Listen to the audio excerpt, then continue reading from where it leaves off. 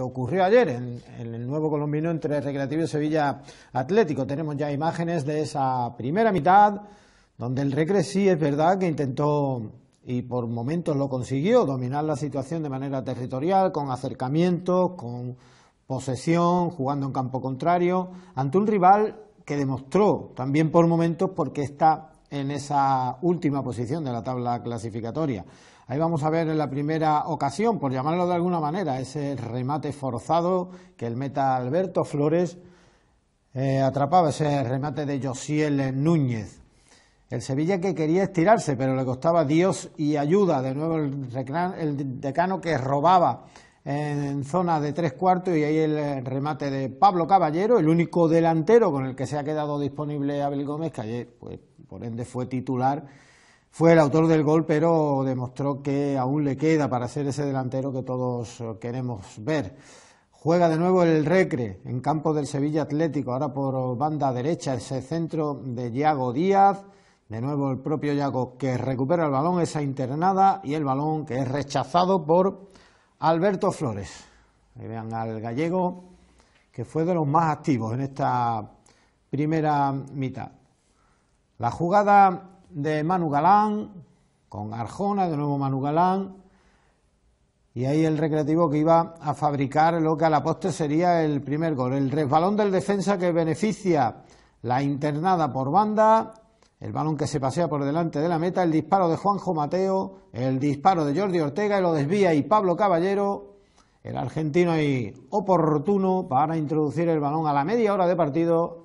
Se ponía por delante el Decano, la alegría de los jugadores y de la afición que veía cómo se abría la lata y sin llegar a ser el juego de otras tardes, ese arranque que el Recreativo tuvo, por ejemplo, ante el Recreativo Granada, el propio partido de Copa, ese arranque prometedor donde sometió al rival, sí fue dominador de la situación y con este tanto, desde esa toma detrás de la portería lo volvemos a ver, se ponía por delante. Y esa entrada escalofriante de Quique Salas sobre Juanjo Mateo, que iba a provocar una pequeña tángana entre jugadores de uno y otro equipo, la cartulina amarilla para el central sevillista, que incluso ha debutado ya con el primer equipo, hijo del que fuera también jugador del Sevilla Fútbol Club, Víctor Salas, y que, bueno, ha tenido presencias, como decimos, con la primera plantilla sevillista. El saque de la falta de Adri Arjona, el remate ahí sesgado, forzado de Pablo Caballero,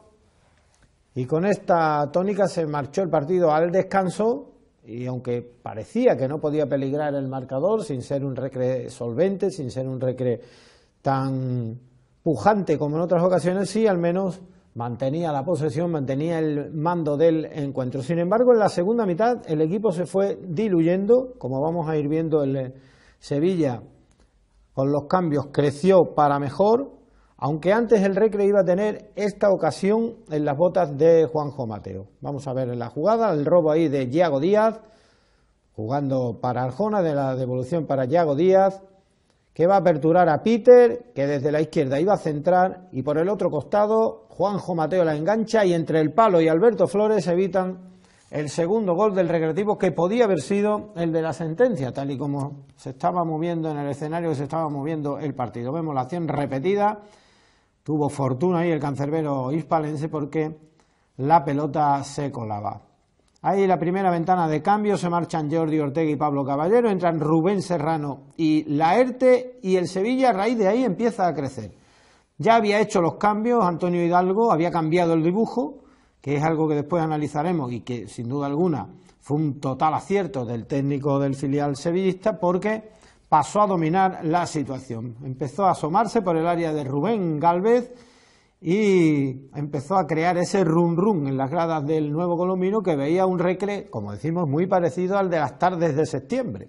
Ese equipo que daba el paso atrás en los segundos tiempos. De nuevo una transición ahí del conjunto sevillista, ahora sobre Diego Talaverón, que se marcha desviado, y Juanjo Mateo que la tiene que enviar a córner. El lamento ahí de Diego Talaverón, fue máximo goleador la pasada temporada del grupo 10º de tercera división. El córner botado, como ven el Recre le costaba salir, replegado en su área, ya sin referencia ofensiva porque no estaba Pablo Caballero, y el despeje, vean dónde están los 21 jugadores a excepción del cancerbero del Sevilla. Quería el equipo visitante acortar esa distancia que había en el marcador, ese 1-0 que mantenía el Recre, y ahí es donde de nuevo iba a aprovechar la ocasión para montar otra contra letal.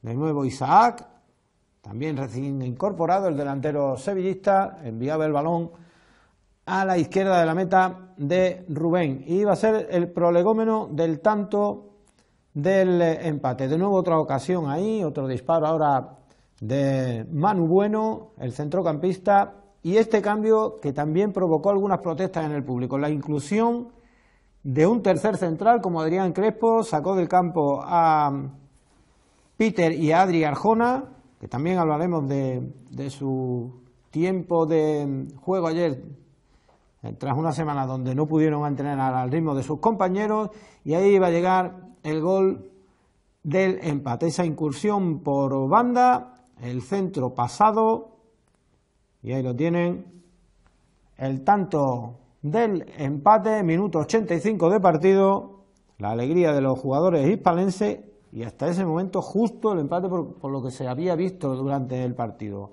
Abel Gómez, que no daba crédito a lo que sucedía, el colista le empataba al Recre casi sin tiempo para la reacción. Vean qué desajuste defensivo, a pesar de estar con 3 centrales, el jugador recibe totalmente solo, ahí lo tienen, hace el control y da un pase a la red. Lo intentó Juanito con ese disparo de falta que bloca, no sin dificultad, el meta sevillista, y de nuevo el saque de banda. Ahí la iba a recibir Enrique Martínez, pero como diría el argentino, se hizo un auténtico quilombo con la pelota dentro del área, intentó la individual, el jugador del Decano, al final le robaron el esférico. No hubo tiempo para más, final del partido, se tuvo que conformar el Recre con eso. Creo que de leve partido que tenía lugar ayer a las 12:30 de la mañana en el Palmar, en el campo del Atlético Sanluqueño, en Sanlúcar de Barrameda. Un Club Deportivo San Roque que cayó a domicilio por 4-3. Un partido de auténtica locura, una derrota que, bueno, vuelve a dejar a los aurinegros muy cerca de los puestos del descenso y que corta un poquito esa dinámica positiva. El primer gol del Atlético Sanluqueño llegó prontito, en el minuto 3 de partido. El Palmar cantaba el primer gol de los locales, obra de Quique Carrasco. Después, bueno, pues de ese fallo que estamos viendo de David Robador en la intercepción, llegaba el primero en el 3, obra de Quique Carrasco, el primero de los locales. En el minuto 3 llegó prontito ese jarro de agua fría.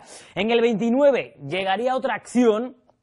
Estamos viendo más ocasiones del San Roque, también está de Marrufo de falta, y estamos viendo esa ocasión a balón parado que no pudo materializar el futbolista del Club Deportivo San Roque de Lepe.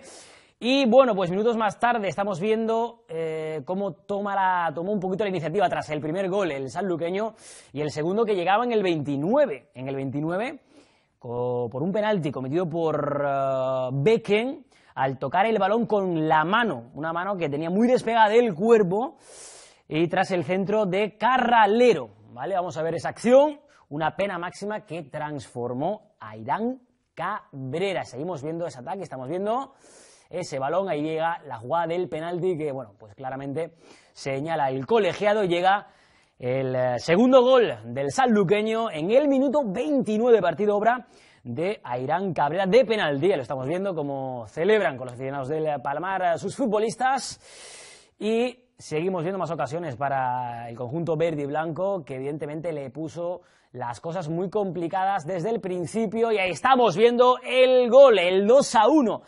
Esa reacción aurinegra que llegó en el minuto 34, una gran definición del señor Jacobo dentro del área para poner ese 2-1 en el marcador. Parecía que el San Roque se acercaba al encuentro, más ocasiones, ahí lo intentó Gustavo Quezada, el jugador de Guayaquil, despejó la defensa del Atlético Sanluqueño, un sanluqueño que lo siguió intentando, siguió llegando a portería, y ahí vemos como justo antes del descanso, antes de marcharse los futbolistas al vestuario, llegaba el segundo en la cuenta de Irán Cabrera. Un tiro de Carralero desde fuera del área, muy blandito, y de nuevo Robador falló y se la deja en bandeja el Pichichi verde y blanco para poner el 3-1 en el minuto 40. Vemos otra ocasión más que intentó desde fuera del área con Rosquita y Jacobo. Y como hemos comentado, 3-1 se marchaba el San Roque al descanso. Caía por diferencia de 2 goles en el Palmar, con ese, de nuevo, jarro de agua fría en el minuto 40.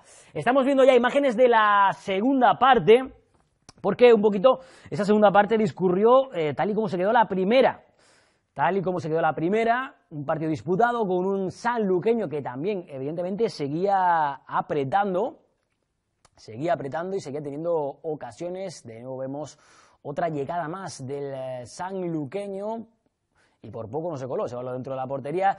Más ocasiones para el conjunto verde y blanco, otra más, casi consigue anotar en esa ocasión, y el San Roque que también lo siguió intentando, evidentemente no se iba a dar por vencido el conjunto de Juanma Pavón, que de hecho puso el 3-2 en el marcador en el minuto 87, gol bastante tardío, por cierto, en el 87 cuando llega el segundo gol del Club Deportivo San Roque de Lepe. Seguimos viendo ocasiones, estamos viendo una ocasión más y otra que casi anota el San Roque. Se va el balón ahí a saque de esquina. Como decimos, el San Roque golpeó en esta segunda parte al final, porque fue al final del partido donde se puso la cosa animada en el Palmar. Con ese 3-2 seguimos viendo más imágenes y otra más, que madre mía la que tuvo ahí también el San Roque en esa llegada. Seguía atacando, lo seguía intentando al final con el cuchillo entre los dientes el San Roque, disparando ahí como vemos desde fuera del área. Era Sergio García que lo intentaba con esa zurdita de oro que tiene magnífica, el 21 del San Roque. Y estamos viendo otra llegada más del conjunto de Juanma Pavón. La respuesta aquí vemos también del sanluqueño a la contra en velocidad, tapando los defensas del Club Deportivo San Roque de Lepe esa llegada, porque es un equipo muy, muy duro en su campo en el Palmar. El sanluqueño se pedía penalti, no lo concedió el colegiado, que lo vio bastante cerquita, la verdad. El colegiado del encuentro, una intervención ahí vemos de Robador que tuvo que salir a cazar ese balón. Seguimos viendo otro ataque más del San Roque y aquí sí llegaría el gol, como decimos, en el 87, después de que funcionara, ¿no?, esa presión alta característica de este San Roque y que, bueno, pues sería Quezada el que rematase tras ese despeje, ese balón que queda rechazado, mejor dicho, aprovechó Quezada. Y ojo, porque estamos viendo 3 minutos más tarde, tan solo 3, después del 87, ya en el 90 el sanluqueño volvía a instaurar la ventaja de 2 goles, con ese 4-2, gol de Nacho Goma tras una jugada de Zeki Díaz. Zeki Díaz ponía el 4-2 para el sanluqueño en el marcador, el San Roque que tuvo que ir a remolque durante todo el partido, y un San Roque que ya en el descuento, exactamente en el minuto 98, lo vamos a ver ahora cómo se acercó de nuevo en el marcador, poniendo el 4-3, pero ya demasiado tarde, minuto 98 ya no dio tiempo, evidentemente, para quizás buscar un puntito, el puntito del empate. Estamos viendo más imágenes, continúa jugando San Roque, vemos a Álvaro Vázquez, que tiraba ahí la bicicleta, y estamos viendo el gol de Brian Triviño en el 98, que como decimos puso el 4-3, pero no fue suficiente para que el conjunto de Juanma Pavón, no dio tiempo material ni físicamente para que el San Roque consiguiese una ocasión más para hacer el empate y haber rascado un puntito en un partido que, como decimos, bueno, pues fue a remolque durante todo el encuentro. Durante los... Se ha disputado esta tarde, uno con 2 equipos muy ofensivos, o por lo menos con bastantes armas para llegar en los últimos metros, y luego 2 equipos que también han concedido mucho defensivamente. Se le ha torcido muy pronto el partido al Lucam, nada más empezar ya encaja el tanto en el minuto 4, un gol de Luis Alcalde. En primer lugar, muy mal defendida la acción, ¿no? por la banda izquierda, y luego dejan entrar totalmente solo. Es verdad que es muy difícil de defender, pero entra muy solo ahí Luis Alcalde. Sí, en general el Lucan ha dado muchas facilidades. Ahí Pau, yo no sé si no veo. Puede hacer más. Seguramente no es un remate potente y está muy alejado. Sí, por eso digo que no sé si que no ve el balón, se lo termina encontrando, pero bueno, es un remate, como habéis comentado, desde bastante distancia y va abajo. No va a la... Podría haber hecho bastante más. Fran Lara empataba, ponía el 2-1 en el 34, un Lucan que estaba llegando, que estaba pisando el área, que estaba teniendo oportunidades. Y claro, sorprendente esa posición de Fran Lara, llegando desde atrás para marcar. Cuanto más se volcaba el Lucan buscando la portería rival, más espacios dejaba, y aquí lo iba a aprovechar el Antequera, que es que lo ha hecho las mil maravillas. Ha tirado, no sé, 7 tiros a puerta y ha hecho 5 goles. O sea, la efectividad ha sido increíble. En esa acción previa veíamos descoordinación total, dos jugadores acudiendo a banda a tapar a un futbolista, un error bastante gordo. Está otro gol no, de Fran Lara, sí. Hacía lo mejor. Recordando sus tiempos de centrocampista en Linares. El 3-2 en esta acción, ese robo va a ser penalti, y el penalti lo iba a transformar Chumbi, que acaba de salir, para poner el 3-3, y todavía quedaba mucho partido por delante, quedaba casi media hora. Sí, pero había hecho lo más difícil en Lucan, después de ir perdiendo 3-1, 2-0 y 3-1 fuera de casa, empatar a 3. Bueno, que te marquen 2 goles, pues tiene difícil explicación, difícil justificación. Por mucho que sea el líder. Sí, aquí tampoco está muy acertado Pau. En el 65, 3-3, en el 66 el error de Pau. Y entre medias ha habido una acción bastante clara de Lucan en la portería de la Antequera, y en el contragolpe ha sido el tanto local. El Lucan que lo ha intentado, ha tenido una ocasión clara. Doble, anterior, y ahora esta también. Antes del quinto. Ha ido a buscar el empate. Y el Antequera jugando sus cartas a la mil maravilla. Velocidad, espacio. Defensa muy adelantada. Buscando la espalda. Pau, que también se queda ahí a media salida en tierra de nadie, no termina de salir fuera. Y los dos centrales, ¿no? Demasiado, están muy abiertos. Defensivamente ha sido una calamidad el partido de Lucan. Cerca incluso de encajar un sexto, el Lucan en esta acción, esta última acción, en el mano a mano con Pau. Defensivamente, el partido de Lucan ha sido bastante malo. Has hecho 3 goles fuera de casa, pero claro, es que te han hecho 5. Ha tenido aquí esta llegada. Y siendo un muy buen equipo, y por eso es líder, tampoco era muy goleador el Antequera, no. Porque hasta hoy llevaba 19 goles en 11 partidos y hoy te mete 5. Y algunos muy evitables, como hemos visto, no ha sido el mejor día de Pau Torres, por ejemplo. Ni los centrales, ni la línea de atrás, buscando la espalda con mucha facilidad. Este pasado domingo el Club Deportivo Utrera disputó la 12ª jornada liguera en el grupo cuarto de Segunda Federación.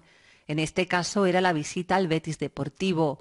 El duelo finalizó con victoria del filial verde y blanco por 1-0. El cuadro utrerista llegaba al encuentro con las bajas de Rubén Cruz, Carlos Valverde y Robert Luna. Un partido que arrancaba con máxima intensidad por parte de ambos conjuntos, pero el Club Deportivo Utrera supo leer los primeros compases del encuentro y dominó el duelo hasta pasado el minuto 20 de este primer tiempo. A partir de ese instante el cuadro verde y blanco se creció, haciendo pasar apuros a la defensa utrerista, llegándose al descanso con empate a 0 tras una soberbia parada de Ayala que impidió el primer tanto del filial bético. Se llegaba al descanso sin goles y con tarjeta amarilla para Chapi, que condicionaría el resto del encuentro. Arrancaba el segundo tiempo con un Betis Deportivo queriendo dominar todas las facetas del juego, y sería en el minuto 61 cuando Cantarero batió al palaciego Ayala y adelantó al Betis Deportivo. Se ponía el 1-0 en el electrónico y quedaban 30 minutos para poner las tablas. El equipo utrerista no dejaba de intentarlo, en primera instancia Plusco, tras él Trabazo y en los minutos finales Titi, pero la fortuna no estaba del lado visitante y finalmente no se pudo empatar el encuentro. Al finalizar el choque, el colegiado madrileño mostró cartulina roja a Cachana, motivo por el que se perderá el próximo encuentro. El Club Deportivo Utrera, tras la derrota de este pasado domingo, marcha en 14ª posición con 12 puntos. El próximo domingo recibirán el San Juan Bosco a partir de las 12 del mediodía al Sevilla Atlético, en un duelo fundamental para las aspiraciones en esta temporada. Por el centro, que le encanta romper línea. Ojo la salida, el contragolpe, la bola para Forjan en el mano a mano, el dorsal número 9, puede venir el primero, gol. Gol de Forjan. No, es la vela. Me confundía yo en la vela, el dorsal número 3, el que ha conseguido el primero. Llegó el tanto, el primero del... Preparado Ángel Jiménez. Al golpeo el dorsal número 10. Vamos Ángel, Amaya. ¡Lo para! ¡No! Firmaba 3 golazos espectaculares. Le sale todo y a los 11 segundos de comenzar el partido frente al Cádiz Mirandilla, en un campo que le trae recuerdos encontrados o sentimientos encontrados a Adrián, Salinas hace esto. Está de dulce. Este era su 5º gol de la temporada y a 11 segundos le pega desde su casa y anota ese gol. Decía lo de los sentimientos encontrados porque Adrián, como entrenador, dirigió ahí su primer partido con el Real Murcia en Segunda B y perdió el encuentro. Este iba a ser el gol del empate en una jugada indirecta, pero que acaba anotando de forma directa, porque no toca a nadie del Cádiz Mirandilla y acaban anulando ese gol, al entender el árbitro que había entrado de forma directa. En esta acción, por cierto, le echa la bronca a Adrián Hernández a Pau Pérez, porque un ajuste táctico, y el árbitro interpreta que se está dirigiendo a él y a su línea y lo acaban expulsando, Adrián Hernández.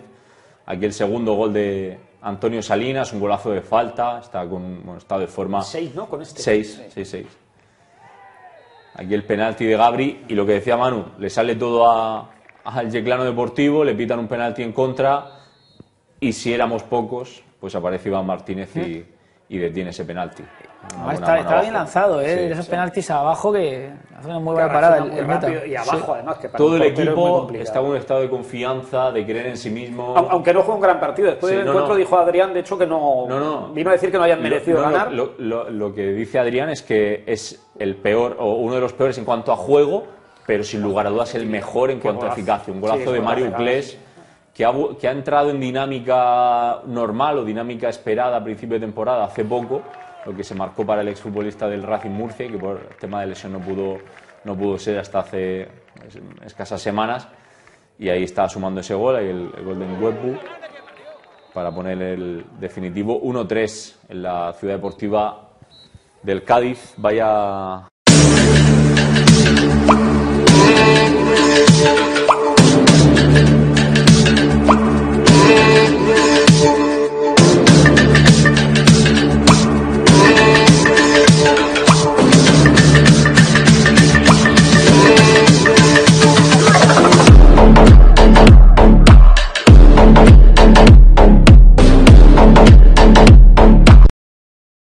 Decíamos que ha vuelto a Pinatar Arena. Ahí se ve, ¿no?, el escenario donde el año pasado acabó peleando por el ascenso, que al final acabó logrando en Navalcarbón, un Cartagena B que, a pesar de que vemos esta enorme ocasión de Santis, que acaba con el gol, este es el empate a 1.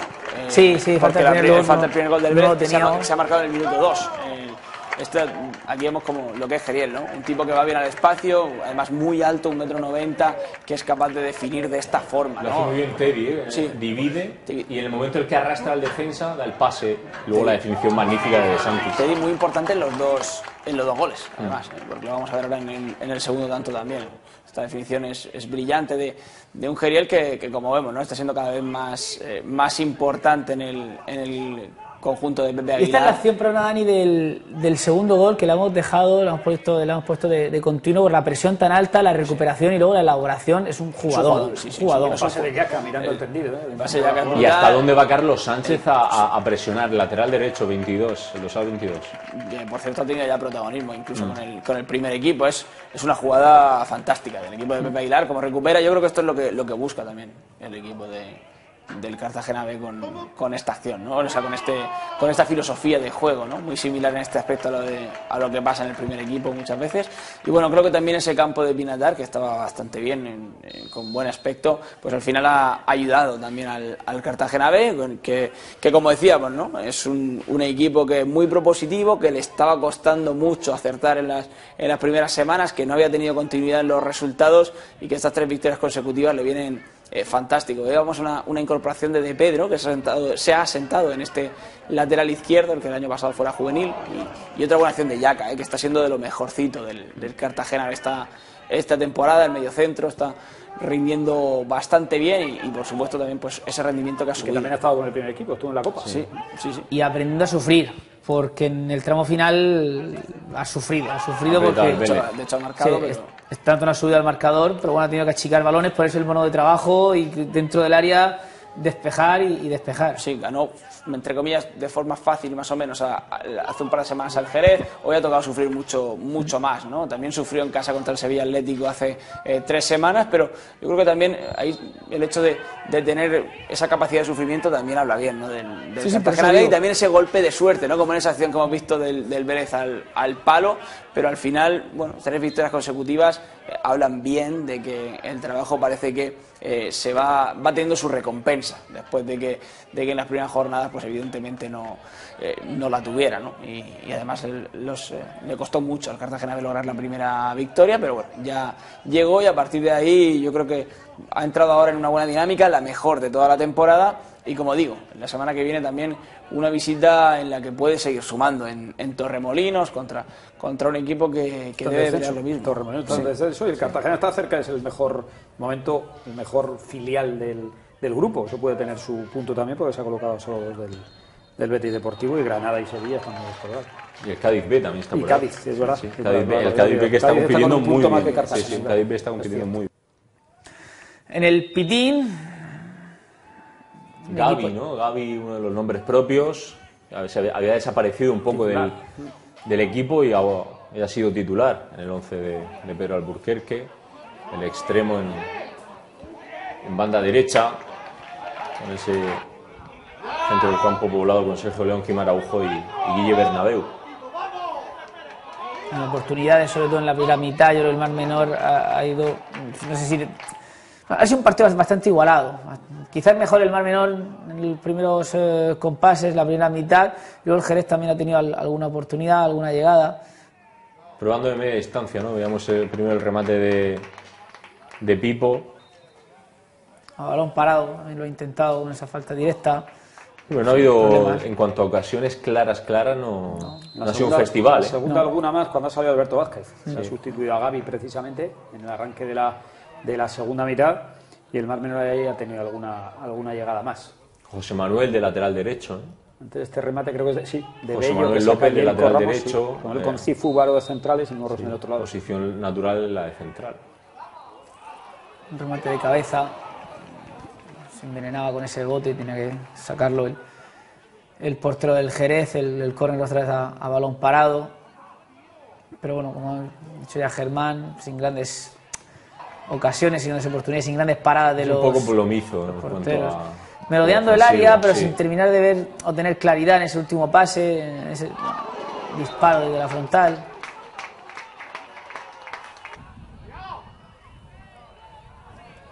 Vemos más ocasiones, más llegadas.